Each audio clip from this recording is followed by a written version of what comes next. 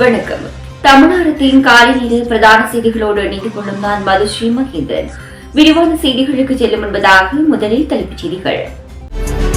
ஜனாதிபதி நிதியிலிருந்து பணம், எம்பிக்களுக்கு ஏற்பட்டுள்ள சிக்கல். இலங்கையில் மீண்டும் வரிசை யுகம். ஏலத்தில் வருகிறது அரச சொகுசு வாகனங்கள், பறந்தது உத்தரவு. முதலில் இதை சுத்தப்படுத்துங்கள், அனுர அரசுக்கு விடுக்கப்பட்ட சவால். மீள பெறப்படும் மக்களின் நம்பிக்கை, உறுதியளித்துள்ள ஜனாதிபதி அனுர. அமெரிக்காவில் முதன்முறையாக பறவை காய்ச்சல் பாதிப்புக்கு ஒருவர் பலி. நியூ ரங்கராஸ் தங்க சுரங்கம், Markham and Steels, 6055 Steels Avenue East, C102.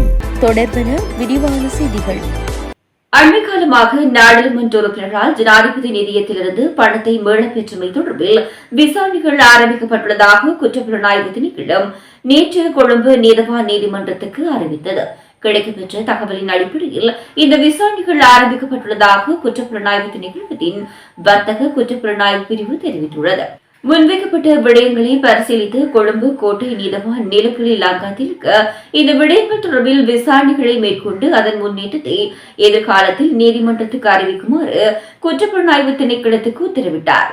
அத்துடன் விசாரணைக்கு அவசியமானால் நீதிமன்றத்திடம் மேலதிக உத்தரவுகளை பெற்றுக்கொள்ள ஏற்பாடு செய்யுமாறு குற்றப்புலனாய்வு திணைக்களத்தின் வர்த்தக குற்றப்புலனாய்வு பிரிவினருக்கு நீதவான் அறிவித்துள்ளார்.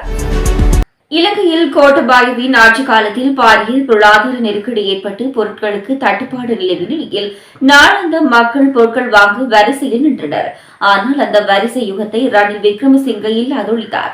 இந்த நிலையில் இன்று மீண்டும் வரிசை யுகம் ஆரம்பித்துள்ளது. அதுவும் அனுரகுமாரவின் ஆட்சி காலத்தில். முன்னர் தேங்காய் விலை உயர்வு மற்றும் கடும் தட்டுப்பாடு காரணமாக கட்டுப்பாட்டு விலையில் அதனை வழங்குவதற்காக அரசாங்கம் தேங்காய்களை வழங்கிய போது அதனை பெற்றுக்கொள்ள நீண்ட வரிசையில் மக்கள் காத்திருந்தனர். தற்போது அரிசி விலை உயர்வு காரணமாக மீண்டும் அந்த வரிசை யுகம் ஆரம்பித்துள்ளது.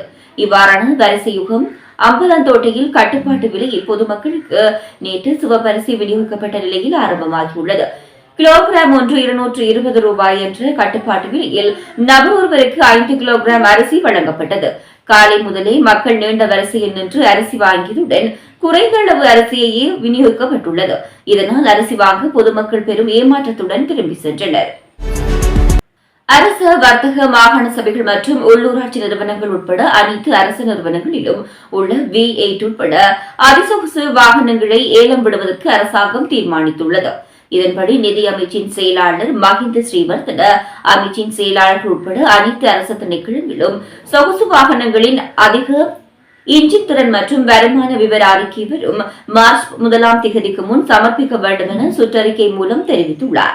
வாகனங்களின் தேவைகளை மதிப்பிட்டு நிறுவனத்தின் தலைமை கணக்கு அதிகாரி பொருளாதார ரீதியாக உற்பத்தி செய்யாத மற்றும் நிறுவனத்தின் பயன்பாட்டுக்கு தேவையில்லாத மோட்டார் வாகனங்களை அரசாங்க கொள்முதல் முறையின் மூலம் அப்புறப்படுத்த வேண்டும் மற்றும் மேலே குறிப்பிட்ட மோட்டார் வாகனங்கள் தேவைப்பட்டால் நிறுவனத்தின் பயன்பாட்டுக்காக தேவையை நியாயப்படுத்தும் திரைசேரி செயலாளரின் ஒப்புதலை பெறுவதற்கு கட்டுப்பாட்டாளர் ஜெனரல் அலுவலகத்துக்கு ஒரு கோரிக்கையை சமர்ப்பிக்க வேண்டும் என்று மேலும் தெரிவிக்கப்பட்டுள்ளது. அரசாங்கம் நாட்டை சுத்தம் செய்ய போகிறது என்றால் முதலில் வாக்குறுதி அளித்தபடி மோசடி, ஊழல், முறைகேடுகளை சுத்தப்படுத்த வேண்டும். மேலும் இந்தியாவுக்கும் இலங்கைக்கும் இடையிலான 300 கோடி ரூபாய் அளவுக்கு அதிகமாக பணம் கொடுத்த விவகாரத்தை சுத்தப்படுத்த வேண்டும் என முன்னாள் அமைச்சர் கலாநிதி பந்துல குணவர்த்தன நேற்று தெரிவித்துள்ளார். நுகேகுடையில் உள்ள கலாநிதி பந்துல குணவர்த்தன இல்லத்தில் விசேட செய்தியாளர் மாநாட்டை நடத்தும் போதே அவர் மேற்கண்டவாறு தெரிவித்தார். பல்வேறு விடயங்களில் சேறு பூசி நாடகம் போடுவதை விடுத்து ஒவ்வொரு விடயத்தையும் விரிவாக நாட்டுக்கு முன்வைக்க வேண்டும் எனவும் அதற்கான முழு அதிகாரத்தையும் மக்கள் அரசாங்கத்துக்கு வழங்கியுள்ளனர் எனவும் அவர் தெரிவித்துள்ளார். தற்போதைய அரசாங்கத்துக்கு 3/2 பெரும்பான்மையுடன் கூடிய நாடாளுமன்றத்தை மக்கள் வழங்கியிருப்பதால் எந்த ஒரு சட்டத்தையும் மாற்றும் வல்லமை அவர்களுக்கு இருப்பதாக தெரிவித்த பந்துல குணவர்த்தன, இந்தியாவிலிருந்து இலங்கை சுத்தப்படுத்த சீனா இலங்கைக்கு சவால் விடுப்பதாக மேலும் குறிப்பிட்டுள்ளார். சட்டத்தை நிலைநாட்டுவது தொடர்பில் வீழ்ச்சியடைந்துள்ள மக்களின் நம்பிக்கையை மீளமைக்கு நடவடிக்கை எடுப்பதாக ஜனாதிபதி அனுரகுமார் திசாநாயக்க உறுதியளித்துள்ளார். சர்ச்சைக்குரிய வழக்குகள் தொடர்பாக ஜனாதிபதிக்கும் சட்டமா அதிபருக்கும் இடையில் நேற்று இடம்பெற்ற கலந்துரையாடலின் போதே குறித்த விடயம் வலியுறுத்தப்பட்டுள்ளது. அத்தோடு சட்டத்தை நடைமுறைப்படுத்துவதற்காக செயற்படும் அனைத்து நிறுவனங்களுடனும் இணைந்து செயற்படுவதன் முக்கியத்துவத்தையும் ஜனாதிபதி இதன்போது சுட்டிக்காட்டியுள்ளார். நீதித்துறை கட்டமைப்பின் மீது மக்களுக்கு நம்பிக்கை ஏற்படுத்துவது சட்டம் அதிபர் திணைக்களத்தின் பொறுப்பாகும் எனவும் அரசியல் அதிகாரத்தின் மீதான மக்களின் அபிப்பிராயங்களை மாற்றி நம்பிக்கை ஏற்படுத்த வேண்டும் எனவும் மக்களின் எதிர்பார்ப்புகள் வீழ்ச்சியடைய ஒருபோதும் இடமளிக்க கூடாது எனவும் ஜனாதிபதி அனுரகுமார் திசாநாயக்க மேலும் தெரிவித்துள்ளார்.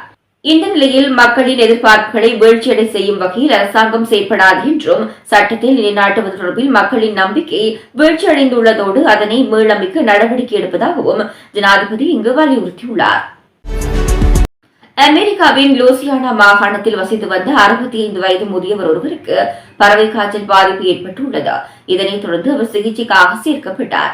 அதிக தொற்றும் தன்மை கொண்ட H5N1 ரக வைரஸின் தாக்குதலுக்கான அவர் சிகிச்சை பலனின்றி உயிரிழந்து விட்டார். இதனை லூசியானா சுகாதாரத்துறை தெரிவித்துள்ளது. காட்டுப்பறவைகள் மற்றும் வளர்ப்பு பறவைகள் ஆகியவற்றுடன் தொடர்பில் இருந்த அவருக்கு தொற்று ஏற்பட்டுள்ளது. இவர் தவிர வேறு யாருக்கும் இந்த தொற்று ஏற்படவில்லை என அது பற்றி லூசியானா சுகாதாரத்துறை வெளியிட்ட அறிக்கை தெரிவிக்கிறது. அவரை இழந்த குடும்பத்தினர் மற்றும் நண்பர்களுக்கு ஆழ்ந்த இரங்கலையும் தெரிவித்துள்ளது. அமெரிக்காவில் முதன்முறையாக பறவை காய்ச்சல் பாதிப்புக்கு ஒருவர் பலியாகியுள்ளார் என்றும் அந்த துறை தெரிவித்துள்ளது. இத்துடன் தமிழகத்தின் காலை நேர பிரதான செய்திகள் நிறைவடைகின்றன. தொடர்ந்தும் தமிழகம் செய்திகளோடு இணைந்திருங்கள். வணக்கம்.